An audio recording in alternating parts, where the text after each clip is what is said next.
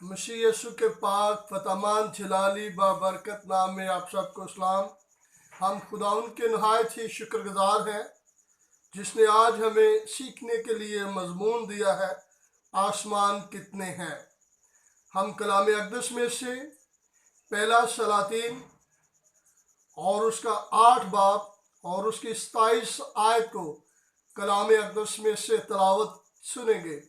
कलाम अक़दस में मरकूम है, लेकिन क्या खुदा फिल हकीकत ज़मीन पर सुकूनत करेगा। देख आसमान, बल्कि आसमानों के आसमान में भी तू समा नहीं सकता, तो ये घर तो कुछ भी नहीं जिसे मैंने बनाया। खुदा उनके मुकद्दस पाक कलाम पढ़े जाने और सुने जाने पर खुदा उनकी बरकत हो। खुदा का बंदा सुलेमान नबी, जब उसने खुदा के लिए घर बनाया तो खुदा के संदूक को, अहद के संदूक को हैकल में लेकर आया तो उसने ये बात कही, ऐ खुदा, ये छोटा सा घर है, तू तो आसमानों के आसमान पर समा नहीं सकता। इस नजरिए से साबित होता है और बाइबल मुकद्दस में 270 बार इस बात का जिक्र आया है, आसमान का जिक्र आया है, और 17 बार जमा का लफ्ज इस्तेमाल किया गया है। 270 बार आसमान का जिक्र आया है और 17 बार जमा का लफ्ज इस्तेमाल किया गया है, यानी कि ज्यादा आसमान या आसमानों। और लोगों का भी आम नजरिया है कि शायद आसमान 7 आसमान हैं। आज हम खुदा के जिंदा पाकलाम के जरिए सीखेंगे कि टोटल कितने आसमान हैं। पहला आसमान मैं आपके सामने रखूंगा, जिसका तल्लक बारिश, बादल, बर्फ, बिजली, औस, शबनम, आग और गंधक से है। ये पहला आसमान है, यहाँ पे परिंदे उड़ते हैं। ये पहला आसमान ही है जहाँ पे अबलीस और उसके फरिश्ते रहते हैं या उन्हें गिराया गया है। और ये पहला आसमान ही है जिसे हवा की अमलदारी का हाकम कहा गया है। ये पहला आसमान है जिसमें शरारत की रूहानी फौजें, यानी कि अबलीस और इबलीस के सारे साथी जहाँ रहते हैं। ये पहला आसमान ही है जिस जगह पे मिकाइल और उसके फरिश्तों का और अबलीस यानी कि लूसीफर और उसके फरिश्तों के दरमियान जंग हुई थी। और ये पहला आसमान है, यानी कि हमने देखा है कि इसमें बारिश बरसती है। ये वो जगह है जहाँ बादल है, ये वो जगह जहाँ से बर्फ बरसती है, ये वो जगह जहाँ पे बिजली गरजती है, ये वो जगह है जहाँ पे शबनम है। ये पहले आसमान की ये जिम्मेदारी है इन तमाम चीज़ों को मंजरे आम पर लाना। और दूसरा आसमान जिसे आम तौर पर खला कहा जाता है, ये वो आसमान है जिसमें सितारे, कहकशां, सूरज, चांद, सियारे और दूसरे अजराम फल्की पाए जाते हैं। ये वो आसमान है जहाँ पे इन तमाम सितारों की एक रूटीन बनी हुई है। ये आसमान खुदा ने कहा कि फलक पर नैयर हो कि दिन को रोशनी से अलग करे। ये आसमान वो जगह है जहाँ करोड़ों और अरबों अजराम फल की हरकत करते रहते हैं और आज तक उनमें कोई खराबी या नुक्स नहीं पैदा हुआ। ये वो आसमान है।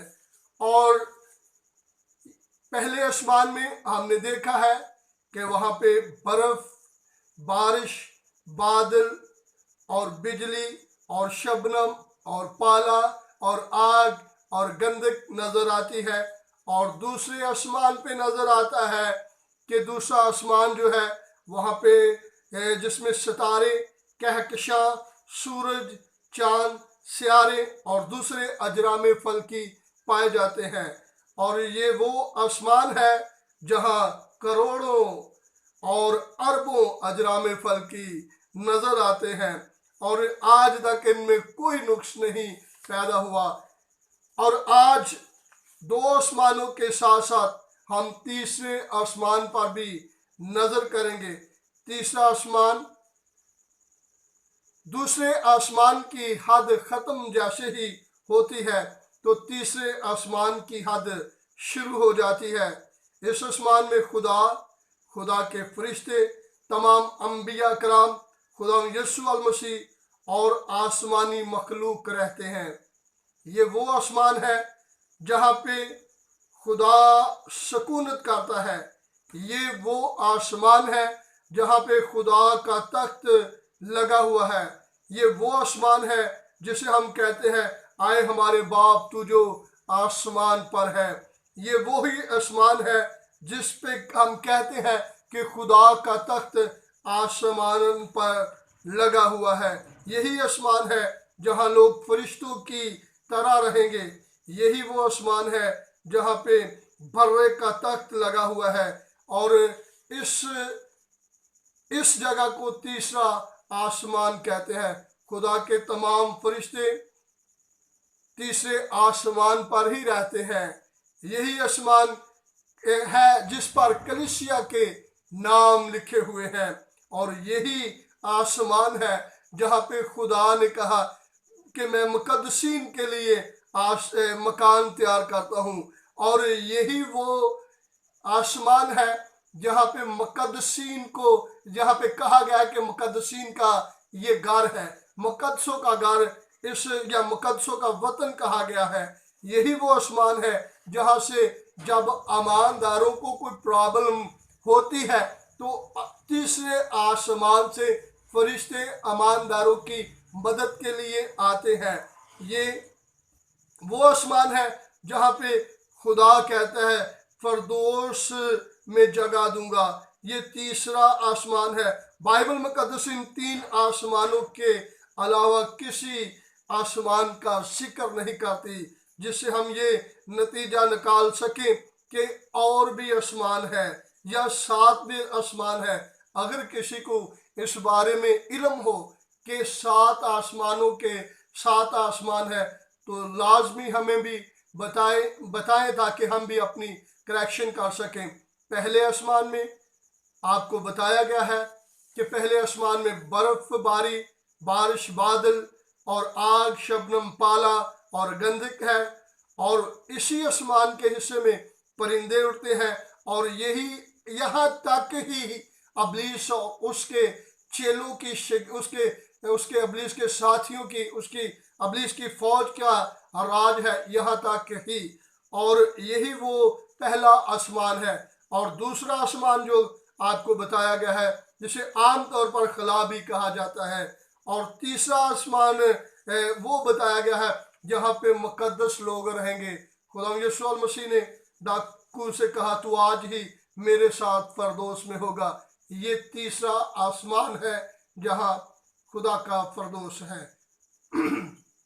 आए हम खुदा के हजूर शुक्रगुजारी करते हैं कि हमें तीनों आसमानों का इल्म हुआ है।